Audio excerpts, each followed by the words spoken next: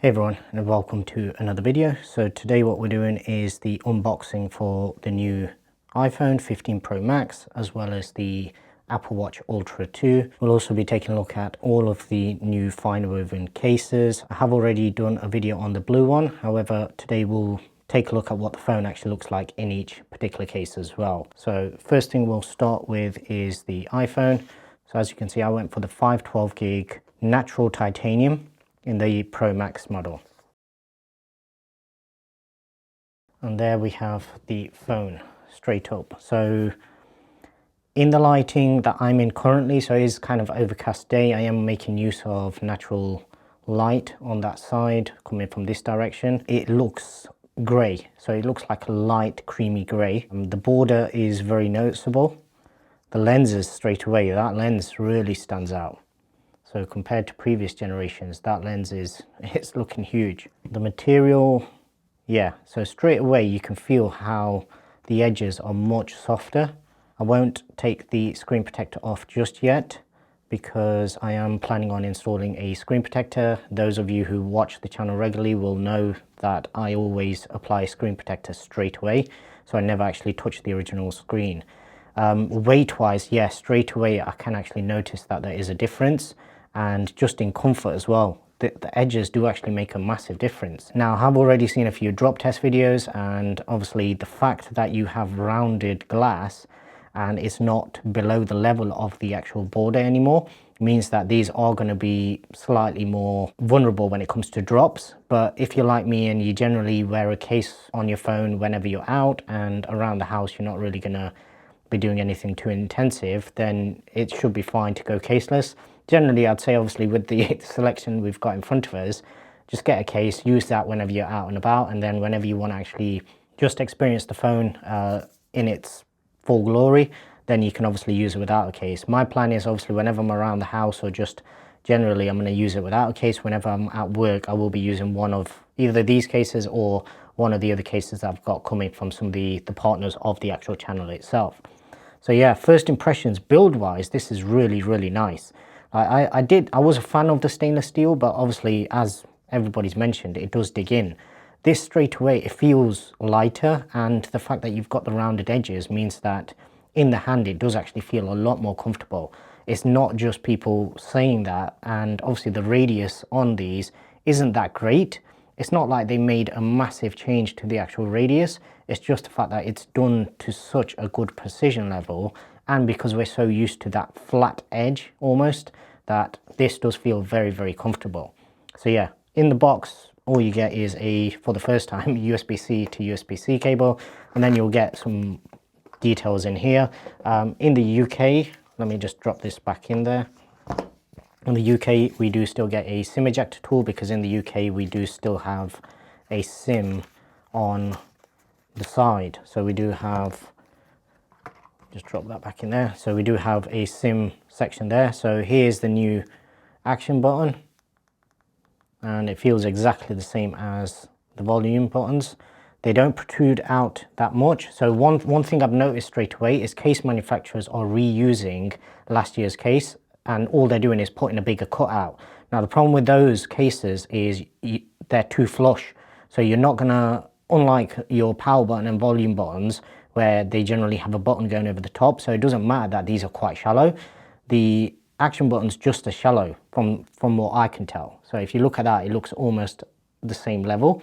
And if you get one of those cases that just have a cutout, then you're not going to be able to press this, because if you look at how close it is to the edges, basically you're going to have to end up digging in with your fingernail, and that's not what you want to be doing when it comes to a button like this where you have to long press it. I do also hope that they do eventually change it, so then we end up with maybe a single click, double click, and a hold. So it gives you 3 functions in the same button, but that's probably something that maybe Apple would add further down the line. Yeah, I really can't get enough of like how good this actually feels. Now, in terms of this particular model, I do have kind of greasy hands today. I don't think the fingerprints are going to show up too much on this particular model, which is why I actually went for this. A lot of people were already complaining about the press event photos and videos about how many fingerprints and everything were showing on the darker colors. It's kind of obvious. We've had obviously the stainless steel frame in the past, any metal that's coated is always going to show fingerprints to an extent, but then the darker colors are always going to emphasize that. So yeah, this is really giving me vibes of the gold 12 Pro Max I had a few years back. I actually ordered that for my wife, and I was kind of jealous because on the front you just get this little bit of bezel, not bezel, but the shine off, the glare off the frame, which generally is something that I didn't actually like, but it does actually emphasize how narrow the bezels are, because when that's a darker color, it almost blends into the bezels. So it does actually emphasize how, when you do have narrow bezels, how much better they actually are. Before we do the watch, let's just take a look at all of the colors. So once again, for those of you who watch, don't pull these from here, it will just tear. You need to pull these from the bottom section just there, and you will be able to reuse the case. So this is the taupe FineWoven case, or taupe, I'm not sure how you actually pronounce that. Okay, so that is the color texture of the FineWoven case. This one, in person, it does look kind of brown. It almost looks a light shade of brown in person, but it's got something else mixed in there. So it's not just a solid brown, it's kind of like a creamy brown. On videos, a lot of these colors, they don't show up properly on videos, so that's why I'm trying my best to capture everything in as best real colors as possible. Both the sides as well as the back have texture. Now, I did actually find that initially the sides are actually a lot more slippery than the leather cases, so we'll have to wait and see. I can already see a slight imperfection on this one just there, so that is not a good start. Let's take a look at the other colors. So next up we have the green. Okay, this is a lot darker in person than I was expecting. So that is the green FineWoven once again on this top corner. This one seems to have more of a lip just there. So I have already noticed an issue. So on these bottom three corners, or the other three, well, the bottom corners especially. So on the bottom corners, it wraps the FineWoven cloth or material right to the edge. Now on this top corner, it's actually overlapping the side border onto the back. So that is not a good start. So far the build quality of these does not seem up to scratch. Let's take a look at the next one. Yeah, lint sticks to these very quickly. Like, I've literally just taken it out of the box and it's already got lint on it. This one, once again, similar sort of story. So just on where the actual join is, it's not uniform, it's not the same all the way around. So as you can see, this bottom corner is very pronounced because that edge there is on the bit that actually is flat, whereas on these top corners it's almost as though it kind of blends together and it's too far rolled over, if that makes sense. I did see Zolotech's video on the teardown and sort of destruction of one of these cases, and the way that this material is actually joined together, it's almost like a glue. So it seems like that process is all done at the same time as molding it to the actual shape, and for whatever reason it does seem to have some inconsistencies in terms of how it's actually sticking on there, because that is definitely more pronounced in terms of rolling over the edge compared to this top one. The blue one we have already seen, but I will once again take it out. So here is the blue matching my background.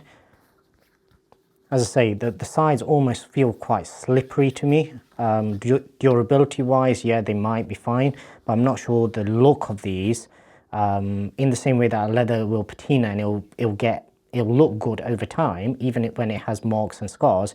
I don't think that applies to this sort of synthetic material. And finally, the black almost looks like a dark grey rather than being pure black.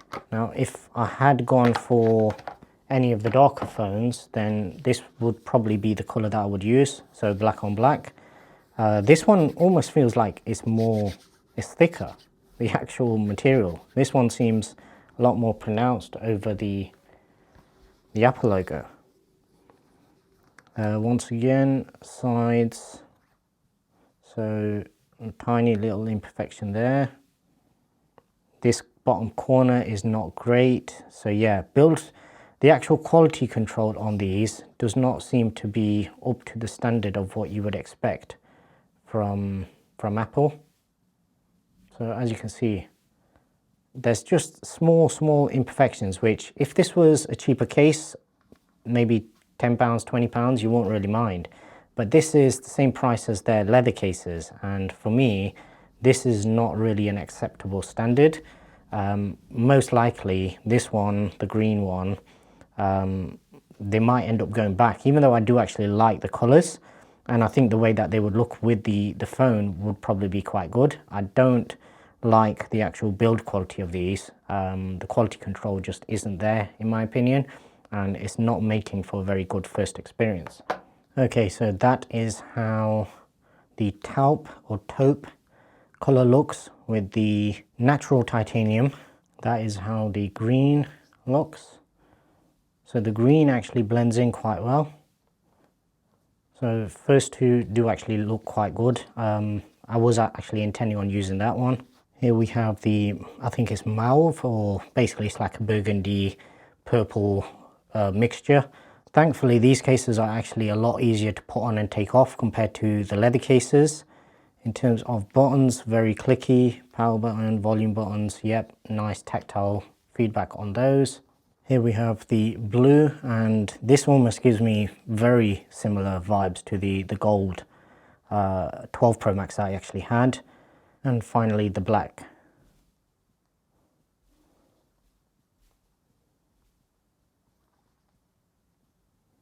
Okay, so it's actually turned the phone on, so we may as well peel this and we'll take a look at that screen for the first time.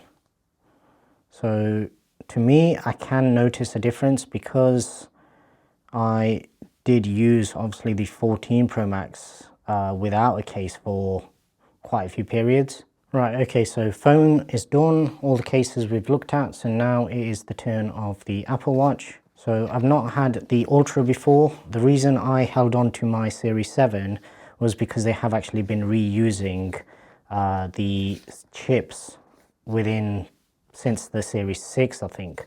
So I did go for the Series 7 because it had the bigger screen, but for me, I didn't want to update until I got one of the watches where it's got a new chip, so it's going to give you a much better performance over the long term. So popping this open.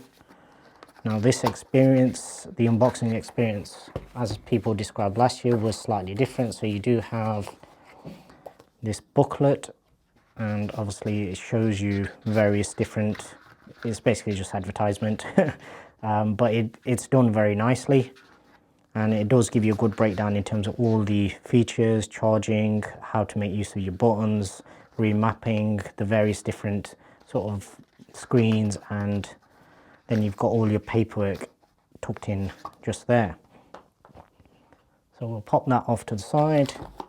We'll just have a quick look at this. So as you can see, nicely done in terms of presentation. And here we have my combo. So I went for a sort of grey, dark grey. I'm not sure what the actual name for this one is. I'm not a fan of orange. I don't like the color orange, so I didn't go for anything with orange. Obviously, if I could have avoided it with the button, I would have done that also, but yeah, this is what I've got. So once again, you have two tear tabs. So firstly, on the right, you've got your charging puck, USB-C, of course. I probably won't make use of this unless I find that I want to actually use fast charging, which generally I don't. I normally just charge overnight, or I'll charge it during the day whenever I'm showering or something like that, and then I'll just make use of whatever battery life I've actually got. So here's the watch. So first impressions, maybe a little heavier than what I'm used to in terms of with the Series 7, and obviously you have to remember that this is a much bigger watch. Okay, so first impressions is the coldness of the actual material. Now, one thing that I don't actually like is I can already see the border of the actual screen itself, and they didn't actually wrap this as far to the edges as they probably could have done. Comparing it to the Apple Watch, how they made it roll over and almost have an infinity display, I would have preferred something like that on these, where they've basically made use of that extra screen real estate. I'm guessing that's going to be something that they've saved for Series 3 of the Ultra watch. Yeah, first impressions, I like it. Feels premium, feels very expensive, which it is, but it does actually feel it as well. Here we can see the actual sensor array just there. Okay, and we'll just quickly unbox the band that came with it. So you get some instructions. Obviously, if it's your first Apple Watch, it just gives you some instructions in terms of how to actually install it. At the back, you get some paperwork. And then on the card itself, I'll just pop this out. Okay, so here is the band. This is obviously similar to what I've got on at the moment. However, this one is not genuine. This is one that I actually ordered, just a fake one, so I can use it at work. So I'll probably end up switching between them. That's what I normally do. I do switch bands on watches quite often, just so then it's freshening things up. And I'm not 100% sure if this is the right way on this particular watch. We will see. Yep, yeah, so that is how I want it. Okay, I was not expecting the band to actually be that short. The one that I've got is actually quite big in comparison. Okay, so yeah, side by side, I don't think, having been used to the Series 7, I don't think it's that much more awkward. I'll have to wait and see how all of these edges do. But yeah, first impressions is I like it. So we have the digital crown on the right, we have our side button, and then we have our action button. Action button, I do like this indentation. It does help you locate that button very well. A nice chunky speaker grill just there. All of your sensor array at the bottom, and then the band, I think I did order the wrong size. This one is a little small, so I'll have to see if there's a way that I can actually exchange this for the bigger size. I was used to these bands and they were all quite small, so I was expecting the same thing on this one. This one, it goes on, but what I don't like is I have to go past where the Velcro is in order to actually get it to go over my wrist quite easily. Okay, so that is the first look at the Apple Watch Ultra 2 and the iPhone 15 Pro Max. I will have more videos coming, so if you haven't already done so, please do subscribe and turn on notifications so you don't miss out on any future videos, and I really appreciate if you give this video a thumbs up as well. And until the next one, thanks very much for watching.